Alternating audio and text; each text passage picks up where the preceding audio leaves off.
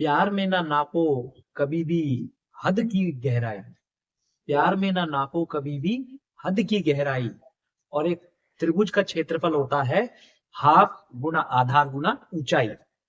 तो आज की इस शायरी से आप समझ तो गए होंगे कि आज जो टॉपिक स्टार्ट करने वाले हैं हम वो है त्रिभुज। इसी बेहतरीन शायरी से क्लास का शुभारंभ करते हुए आपके सामने आज हम पढ़ेंगे ट्रायंगल यानी त्रिभुज। अब देखो भाई, अभी तक इससे जो पिछली क्लास में तुमने पढ़ा कोण के बारे में पढ़ा कि कितने तरह के कोण होते हैं, न्यून कोण, अधिक कोण, ऑब्ट्यूज, रिफ्लेक्स, सारे तरह के कोण मैंने बता दिए। अब बात करते हैं त्रिभुज की। त्रिभुज जो हमारे एग्जाम के हिसाब से जो जरूरी है उस पर एक नजर डालते हैं। त्रिभुज भाई, सबसे पहली कंडीशन जो आज तक हम बचपन से पढ़ते हुए आए हैं वो ये है कि अगर हमें कभी भी ऐसा कोई भी डायग्राम दिख जाता था, जैसे ये डायग्राम दिख गया तुम्हें, ये लिखा है 3 4 5, ऐसे करके एक ये बना हुआ है, ये लिखा है 2 3 5, एक इस तरीके का त्रिभुज बना हुआ है, ये इस तरीके का मान लो, यहाँ लिखा है 5 7 12, और एक और बना देते हैं कुछ इस तरीके का बना हुआ है, मान के चलो ये, तो ये है 2 7 9। अब यहाँ इनको नाम दे दिया जाए, अगर तुम्हारे सामने ए बी सी और डी, ये चार तुम्हारे सामने, तुम्हारे हिसाब से मैंने त्रिभुज बना दिए हैं। अब क्वेश्चन एग्जाम में क्या आता है भाई, क्वेश्चन एग्जाम में आएगा कि इनमें से कौन सा त्रिभुज है और कौन सा त्रिभुज नहीं है। क्वेश्चन कुछ इस तरीके का आएगा। अब देखो, जैसे यही ऑप्शन है, ऐसे डायग्राम बना के नहीं देगा, वो कहेगा एक फिगर है जिसकी भुजाएं कितनी है, यहाँ पे लिख देगा, जैसे मान के चलो ए है 3 4 5, बी ऑप्शन लिख देगा 2 3 5, सी ऑप्शन लिख देगा 5 7 12, और यहाँ पे डी ऑप्शन लिख देगा 2 7 9। ये एग्जाम में क्वेश्चन आएगा, ये इस तरीके का आपको ऑप्शन लिखे होंगे सामने और बोलेगा इनमें से किन से त्रिभुज बन सकता है। अब यार मुझे तो यही पता है कि ये जो त्रिभुज तो सबसे बन सकता है, ये 3 साइड है, त्रिभुज बन सकता है। मेरे लिए तो ये क्वेश्चन मेरी समझ से बाहर है। लेकिन ये समझ से बाहर कब तक है, जब तक तुम पंकज मैथ्स ट्रिक से नहीं पढ़ रहे हो। लेकिन तुम यहाँ से पढ़ रहे हो, हमारे प्रीमियम सब्सक्राइबर हो, तो इस वजह से भाई तुम्हें इस सवाल का जवाब अगले 2 मिनट में एकदम क्लियर हो जाएगा। बड़े ध्यान से सुनना। त्रिभुज वो नहीं होता, देखो त्रिभुज की बेसिक परिभाषा क्या है, 3 रेखाओं से जुड़ा हुआ एक क्लोज फिगर। भाई 3 लाइन मिल जाए जहां पे और एक क्लोज फिगर बना दे, उसे त्रिभुज कहते हैं। ये तो उस बंदे के लिए जिसको ज्योमेट्री का अता ना पता। त्रिभुज की सबसे पहली प्रॉपर्टी जो होती है भाई, पहली प्रॉपर्टी यहाँ पे लिख रहा हूं, प्रॉपर्टी। प्रॉपर्टी जो त्रिभुज की सबसे पहली बेसिक प्रॉपर्टी होती है वो कहती है किन्हीं भी दो भुजाओं का योग, जैसे किन्हीं भी दो भुजाओं का योग, मान लो एक भुजा है एक है बी, किन्हीं भी दो भुजाओं का योग हमेशा तीसरी भुजा से बड़ा होगा। क्या कहता है, किन्हीं भी दो भुजाओं का योग हमेशा तीसरी भुजा से बड़ा होगा। ये तो कहती है प्रॉपर्टी 1। प्रॉपर्टी 2 क्या कहती है, प्रॉपर्टी 2 कहती है भाई किसी भी दो भुजाओं का अंतर हमेशा तीसरी भुजा से छोटा होगा। ये तो प्रॉपर्टी 1 और प्रॉपर्टी 2, ये दोनों बिल्कुल बेसिक प्रॉपर्टी है त्रिभुज की, जिनका होना बहुत जरूरी है, तभी जाकर हम कहते हैं ये एक त्रिभुज है। वरना त्रिभुज जैसी आकृति वाली दिखने वाली चीज त्रिभुज नहीं हो जाती। जैसे हर पीली चीज सोना नहीं होती ना, इसी तरीके से त्रिभुज जैसा दिखने वाली आकृति त्रिभुज नहीं होती, ट्रायंगल नहीं होती। अब देखो, सबसे पहले ये ऑप्शन उठाया तुमने, जैसे ये लिखा है, नीचे से चालू करते हैं, 2 7 9, इसकी एक भुजा कितनी है 2, एक है 7, इन दोनों को जोड़ा तुमने, 2 और 7 कितना आया 9। क्या ये इससे बड़ा है, दो भुजाओं का योग तीसरी भुजा से बड़ा आया, नहीं आया, तो ये त्रिभुज नहीं हो सकता है। कोई मुझे कहेगा सर 9 और 2 कितना होता है 11, ये तो तीसरी भुजा से बड़ा आ रहा है। लेकिन भाई किन्हीं भी दो भुजाओं को, जिनको मेरा मन करे मैं उन दो भुजाओं को पकड़ूं, तो तीसरी भुजा से बड़ी आनी चाहिए। तो तुमने कहा जी इसका जोड़ तो बड़ा नहीं आ रहा, ये नहीं है। अब इसको देखा, 3 और 2 5, इसके बराबर आ रहा है पर इससे बड़ा नहीं आ रहा, तो ये भी त्रिभुज नहीं है। उसके बाद ये 5 और 7 12, ये भी बराबर आ रहा है, बड़ा नहीं है। यहां देखते हैं 3 और 4 7, क्या 7 बड़ा है 5 से, बिल्कुल सही है। कोई कहेगा सर कोई और पकड़ो, ये तो आप अपनी मर्जी से बोल रहे हो, ठीक है भाई तुम्हारे मन की ले लेता हूँ। 5 और 4 कितना होता है 9, क्या 9 3 से बड़ा है, बिल्कुल बड़ा है, दो भुजाओं का योग तीसरी से बड़ा है, ठीक है। अब ले लेते हैं ये 3 और 5 8, क्या 8 4 से बड़ा है, बिल्कुल। तो यानी ये पहली कंडीशन को सेटिस्फाई कर रहा है कि किन्हीं भी दो भुजाओं को पकड़ लो उसका योग तीसरी भुजा से बड़ा है। अब दूसरी कंडीशन क्या कहती है ट्रायंगल की, वो कहती है किन्हीं भी दो भुजाओं का अंतर तीसरी भुजा से छोटा होना चाहिए। ठीक है भाई, कोई भी दो भुजा पकड़ लो, इन दो भुजाओं को पकड़ो, मैंने 4 और 3, 4 में से 3 घटाया कितना है 1। क्या 1 छोटा है 5 से? बिल्कुल छोटा है। कोई कहेगा जी आपने ये दो क्यों पकड़ी, इन दो भुजाओं को पकड़ो। ठीक है मेरे भाई, 5 में से 4 घटाया कितना आया 1। क्या 1 छोटा है 3 से? तीसरी भुजा से बिल्कुल है। अब कोई कहेगा जी इन दोनों भुजाओं को पकड़ो, तो 5 में से 3 घटाया कितना आया 2।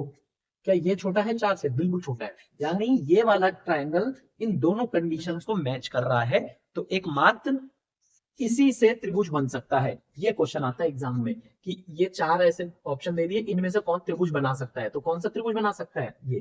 तो त्रिभुज बनने की हमने बेसिक प्रॉपर्टी क्या सीखी मेरे दोस्त, हमने सीखा कि दो भुजाओं का योग तीसरी से क्या होगा, हमेशा बड़ा होगा, और दो भुजाओं का अंतर हमेशा तीसरी से छोटा होगा। क्लियर है? कोई कहेगा सर मुझे इसमें कंफ्यूजन हो जाती है कि बड़ा कब होगा छोटा कहीं मैं ये ना करूँ। ये सोचना कभी भी चीजें जोड़ी जाएंगी, चीजें जब जुड़ती हैं तो ज्यादा होती है। भाई यहाँ पे दो चीजें जुड़ रही हैं तो ये बड़ी हो गई, अब यहाँ दो चीजें घट रही हैं, अगर चीजें माइनस होती तो कम होगी, तो ये छोटा हो जाएगा। ऐसे याद रखने के तरीके ही है।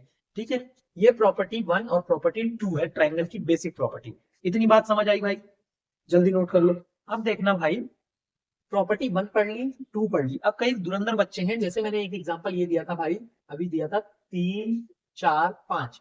अब कोई धुरंधर बच्चे ऐसे हो गए नहीं मैं तो 3 में से 4 घटाऊंगा जी, 4 में से 3 बड़ी, तो उन्हीं लोगों के लिए यहाँ पे हम मॉड्यूल का साइन लगा देते हैं। इस साइन का मतलब होता है यहाँ पे अब तुम 3 में से 4 घटाओगे ना, कितना आएगा माइनस का 1, तो माइनस का 1 है, इस साइन के बाहर आएगा तो प्लस का हो जाता है। ये साइन हर माइनस चीज को पॉजिटिव बना देता है। ये साइन क्या है? ये साइन है पंकज मैथ्स ट्रिक्स का।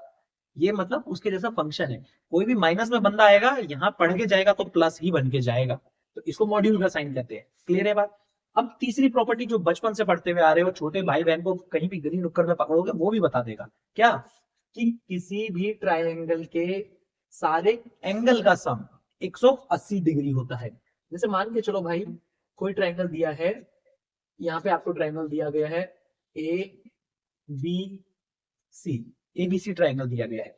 सबसे पहले समझना, अगर मैं तुमसे बोलूं भुजा बताओ यानी साइड बताओ, तो कौन कौन सी साइड से मिलकर ट्रायंगल बन रहा है। एक तो ये साइड है, साइड तुम बोलोगे जी कौन कौन सी है, ए बी। एक साइड कौन है, ए सी। और एक साइड कौन है, बी सी। ए बी, ए सी और बी सी। अब बात करते हैं एंगल की। कल की क्लास में पढ़ाया है क्या, कि एंगल क्या होता है, दो लाइन से जो जहां पे मिल जाए, एक सेम बिंदु से जहां से दो लाइन आती है वहां कुछ ना कुछ कोण बनाती है, इसे एंगल का नाम दिया जाता है। ये एंगल है। ठीक है, तो देखो ये जो एंगल है, बी के सामने की साइड को मैं बी नाम दे देता हूं भाई, सी के सामने की साइड को सी नाम दे देते हैं, ए के सामने की साइड को ए नाम दे देते हैं।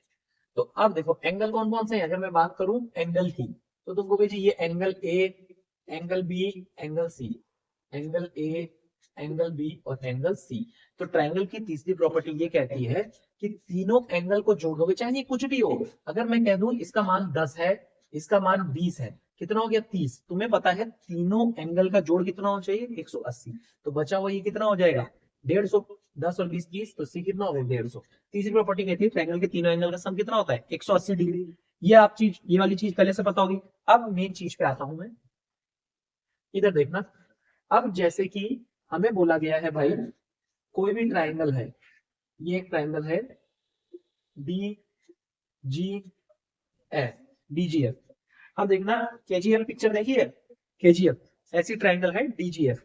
अब देखो, अगर मैं तुमको कह रहा हूं ये क्वेश्चन गिवन होगा, प्रॉपर्टी 4 बता रहा हूं तुमको, अगर तुम्हें बोला गया है, यहाँ लिख देते बाद में लिख देंगे प्रॉपर्टी 4।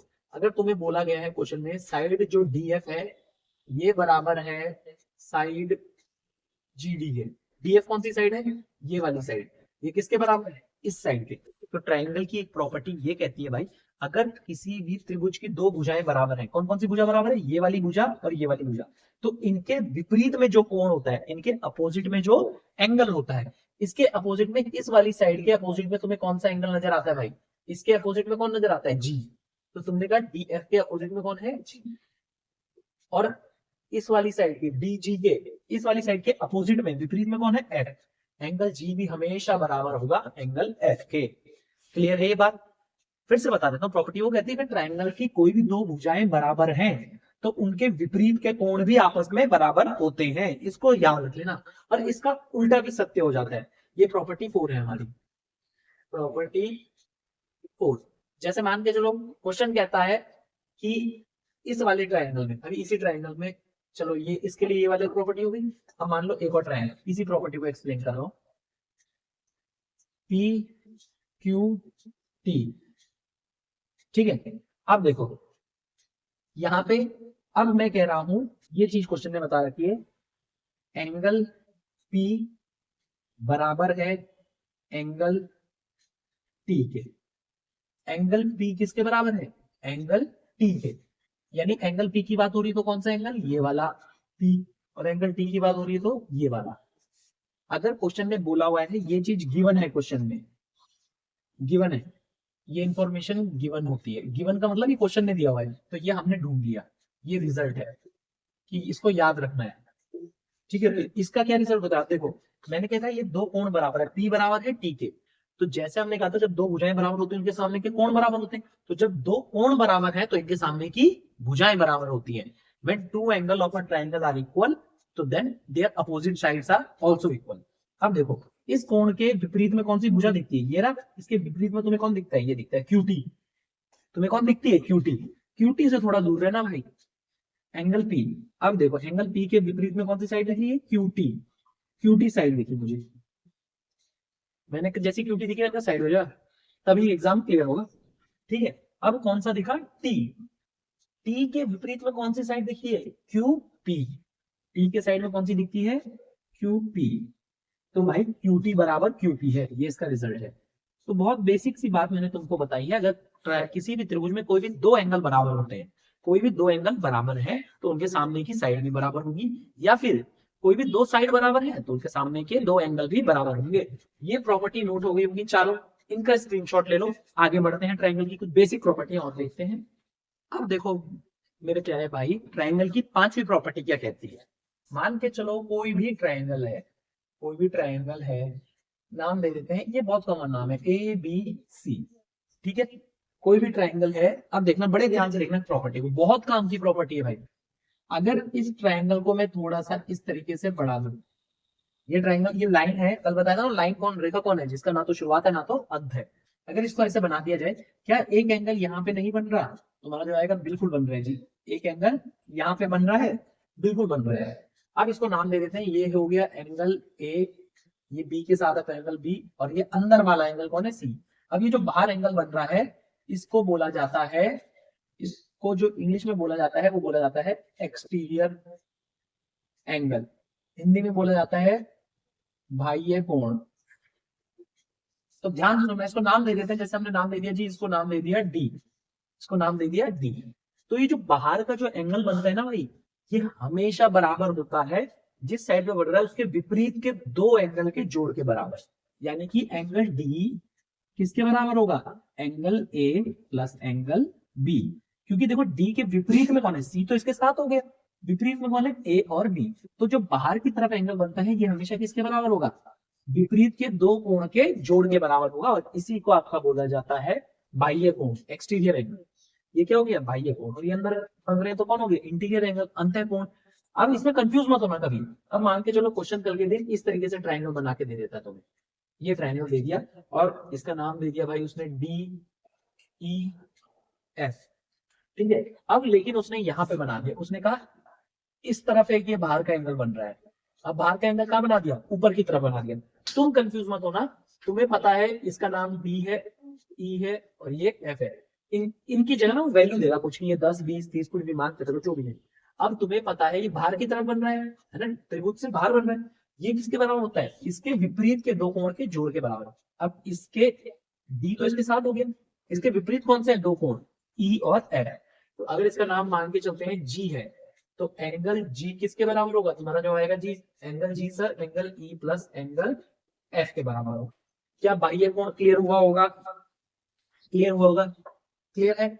आगे बढ़ते हैं, इसको नोट कर लो। हम सीखेंगे ट्रायंगल की छठी प्रॉपर्टी। छठी प्रॉपर्टी क्या है, पहले इसको देख लेते हैं। इसको बोलते क्या है, उससे पहले एक चीज पे आता हूँ, एक टर्म बोल रहा हूँ, बड़े ध्यान से सुनना। सम द्विभाजक। सम का मतलब होता है बराबर और द्विभाजक मतलब दो भागों में। तो दो बराबर भागों में बांटने वाली चीज को क्या कहा जाता है? समद्विभाजक। जो मेरे भाई इंग्लिश में पढ़ते हैं उसको बोला जाता है बाइसेक्टर। बाइसेक्टर का काम क्या होता है? किसी भी चीज को दो बराबर हिस्सों में बांट देना। ये मार्कर दिख रहा है मेरे हाथ में, अगर इसको मैं बीच से काट दूं भाई, तो क्या दो बराबर हिस्सों में बढ़ जाएगा? बिल्कुल बढ़ जाएगा। अब जैसे मान के चलो ये हाथ है, इस तरीके से रेखा दिख रही है। अब ये रेखा यहां से बीच से ऐसे आधी कर दी जाए, तो आधा ऊपर आधा नीचे, तो इसे बोला जाता है बाइसेक्ट करना, मतलब दो बराबर हिस्सों में बांटना। तो हमारी छठी प्रॉपर्टी उसी पे बेस्ड है, इसे बोला जाता है exterior angle bisector theorem. Exterior angle bisector theorem, ये क्या होती है? बाह्य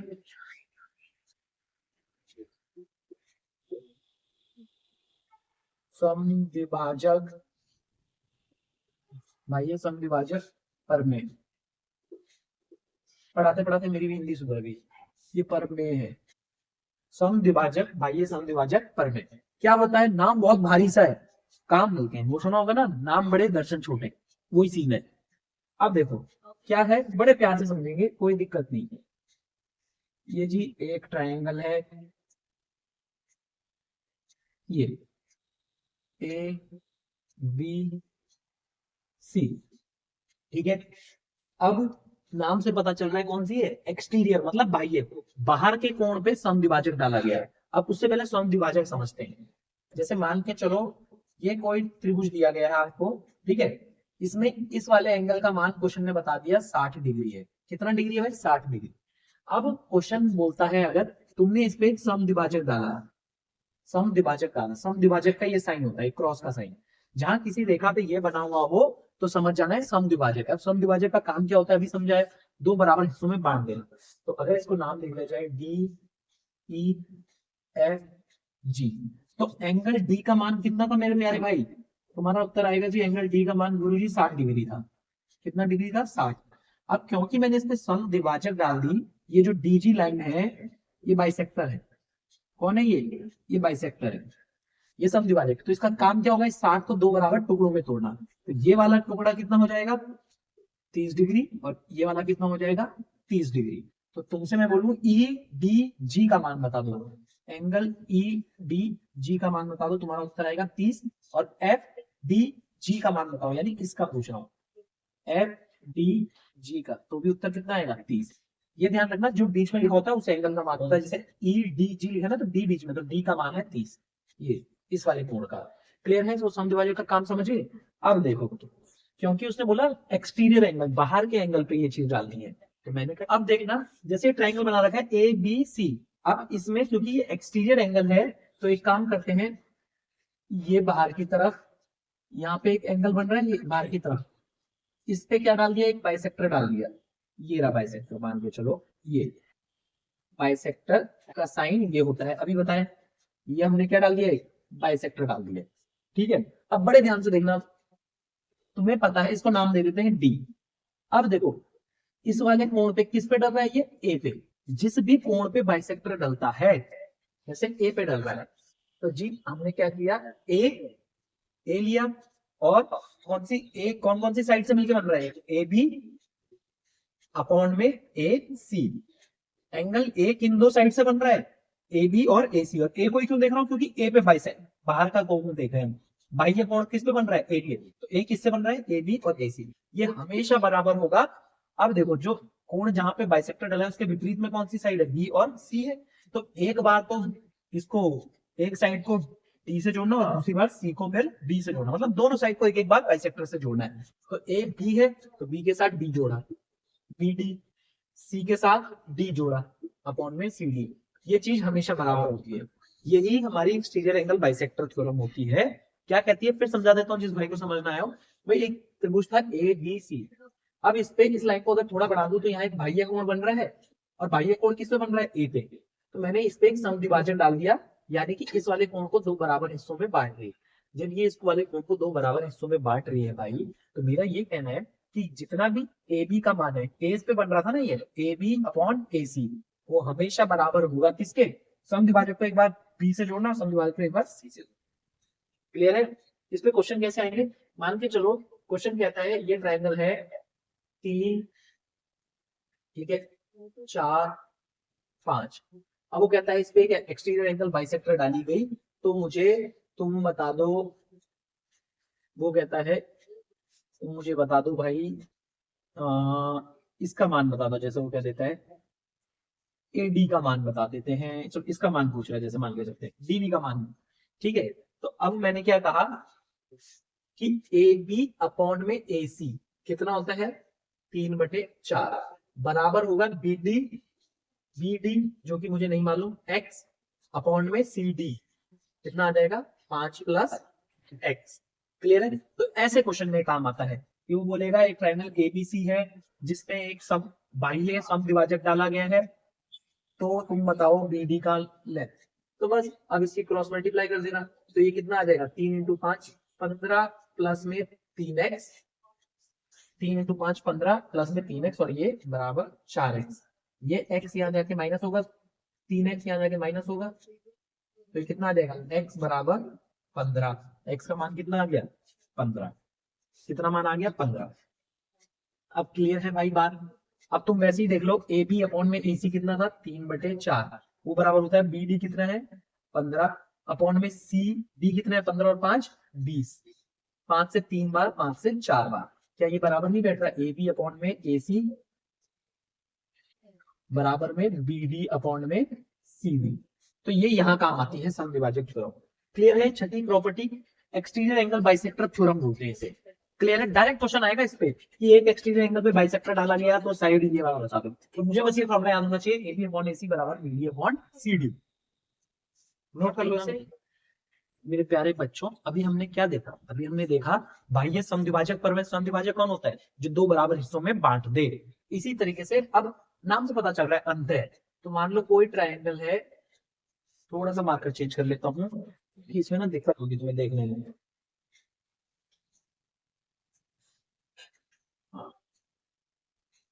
कोई ट्रायंगल है ए बी सी, अब नाम से पता चल रहा है अंतः, तो हम क्या करेंगे अब समद्विभाजक कहां पे डालेगा अंदर वाले एंगल पे, इस एंगल पे ये ए डी, इस वाले एंगल पे ये है समद्विभाजक का चिन्ह। अभी थोड़ी देर पहले बताया है ये किसका चिन्ह होता है, अगर ये बना हुआ हो तो समझ जाना ये समद्विभाजक है, ये एक कोण को दो बराबर हिस्सों में बांट देगा।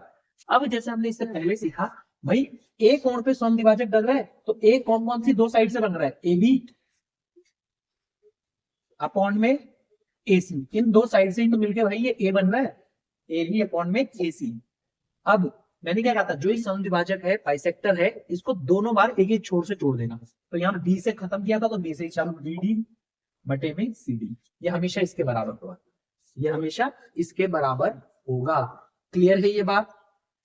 इसमें कोई भी डाउट है भाई तो ये बता दो मुझे, कोई दिक्कत नहीं है? फिर से बता देता हूं इंटरनल एंगल बाइसेक्टर थ्योरम ये कहती है कोई त्रिभुज है उसमें अगर एक किसी एंगल पे समद्विभाजक डाला गया बाइसेक्टर डाला गया तो इन वाली साइड का रेशियो जिससे वो जिस एंगल पे डाला है ए बी अपॉन में ए सी हमेशा बराबर होगा बी डी अपॉन में सी डी के। क्लियर हो गई होगी इतनी बात? अब हमने सारी ट्रायंगल की जो लगभग हमारे एग्जाम के लिए जीडी हो गया आपका एग्जाम, यूपी पुलिस हो गया, आर्मी अग्निवीर हो गया, उसमें इससे बाहर पेपर नहीं बनता। हाँ सीएचएसएल में जाओगे तो थेल्स थ्योरम है, उसके बाद parallel lines mid point theorem, बहुत सारी थ्योरम आएगी, पर हमारे सिलेबस में नहीं है, इस वजह से वो नहीं पढ़ा रहा है।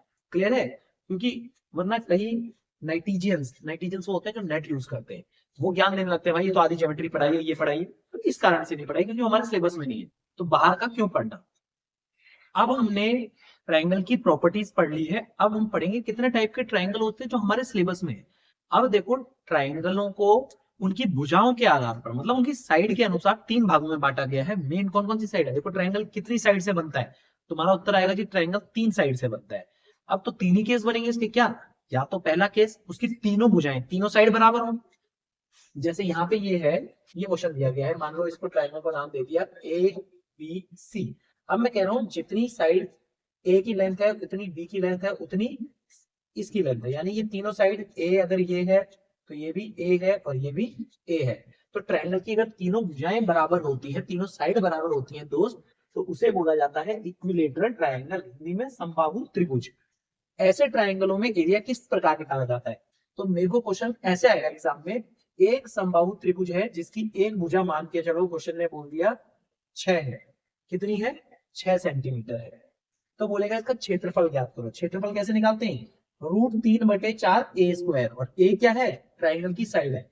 अब क्योंकि समबाहु त्रिभुज अगर ये 6 है तो ये भी 6 होगा और ये भी 6 होगा, एरिया कैसे निकालोगे, √3/4 और a कितना है 6, 6 का स्क्वायर कितना होता है भाई 36, 4 से कितनी बार गया 9, तो ये कितना बन गया 9√3, ये इस ट्राइंगल का एरिया आ गया।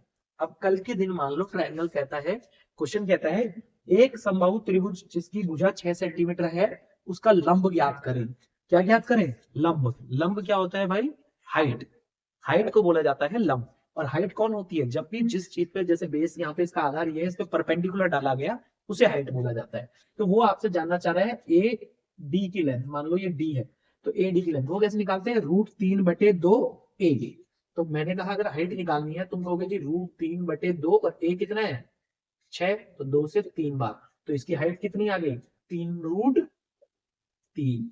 तो ये होता है समबाहु त्रिभुज जिसमें तीनों भुजाएं बराबर होती हैं। उसका क्षेत्रफल कैसे निकालते हैं, √3/4 a स्क्वायर, जहां पे a ट्राइंगल की साइड होती है, और हाइट कैसे निकालते हैं √3/2 a। क्लियर है ये बात। अब बात करते हैं, हमने देखी है जब तीनों भुजाएं बराबर हो, अब मान के चलो मात्र दो भुजाएं बराबर है ट्राइंगल की, एक भुजा अलग है, कोई भी दो भुजा बराबर है। अब जैसे मैं इस एग्जांपल मान के चल रहा हूँ, ये वाली भुजा और ये वाली भुजा दोनों बराबर है, जितना इसका मान है उतना इसका मान है, और इसका एक अलग है, तीन भुजाएं जिसमें से दो बराबर है। ऐसे ट्राइंगल को बोला जाता है आइसोसेलेस ट्राइंगल, यानी समद्विबाहु त्रिभुज। द्विबाहु का मतलब ही पता चल रहा है जिसकी दो भुजाएं बराबर हैं, सम का मतलब बराबर, और द्विबाहु जिसकी दो भुजाएं बराबर हो।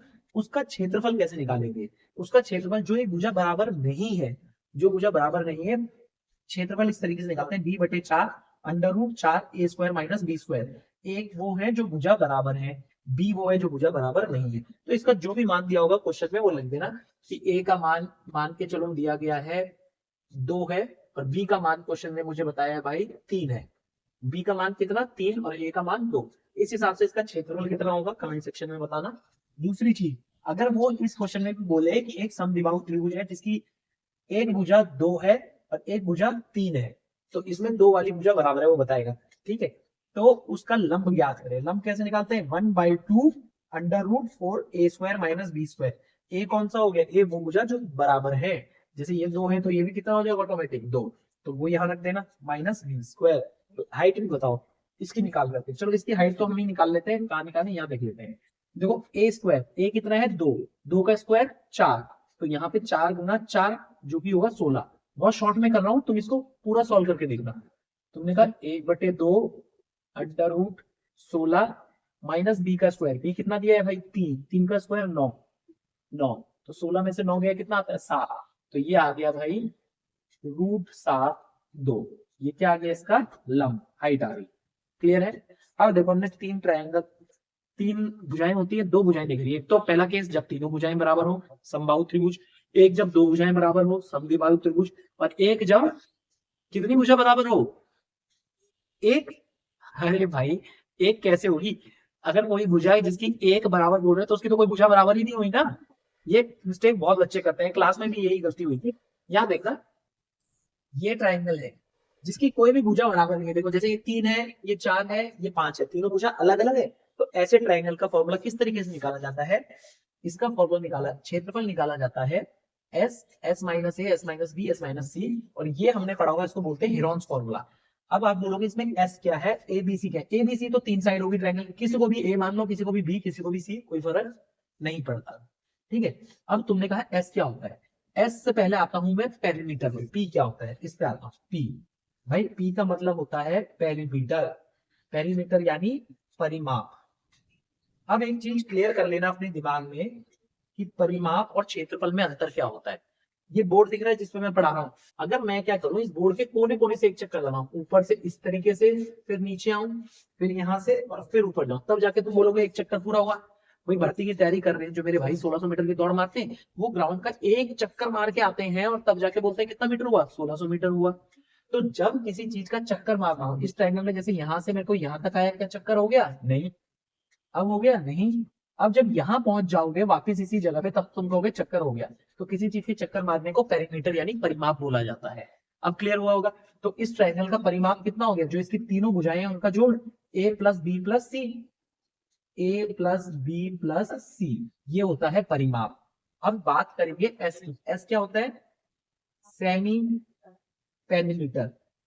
सेमी पेरीमीटर देखो नाम से पता चल रहा है, सेमी मतलब आधा, यानी परिमाप का आधा, इसको बोला जाता है अर्ध परिमाप। अर्ध परिमाप, अर्ध परिमाप। तो यानी कि ये कितना होगा भाई, a प्लस बी प्लस सी बटे में 2, a प्लस बी प्लस सी बटे में 2।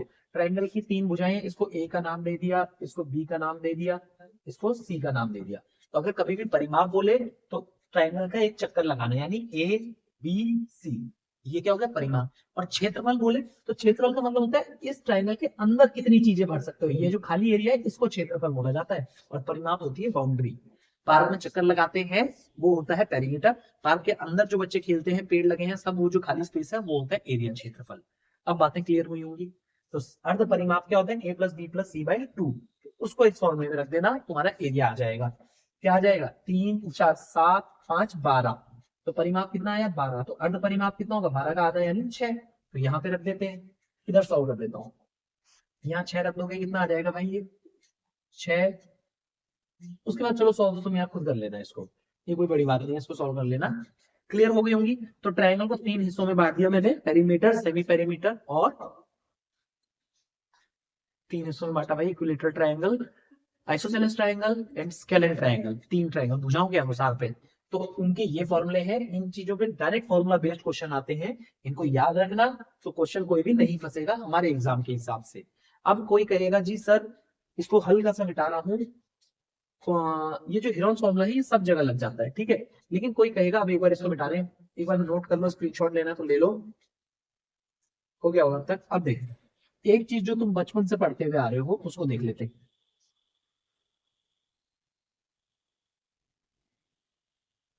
भाई अगर तुम्हें ट्रायंगल की हाइट दे रखी हो, कोई भी ट्रायंगल दिया हुआ है ए बी सी, ये ट्रायंगल की हाइट दे रखी है डी, मान के चलो बोला है ये है 6 सेंटीमीटर, ये है 2 सेंटीमीटर।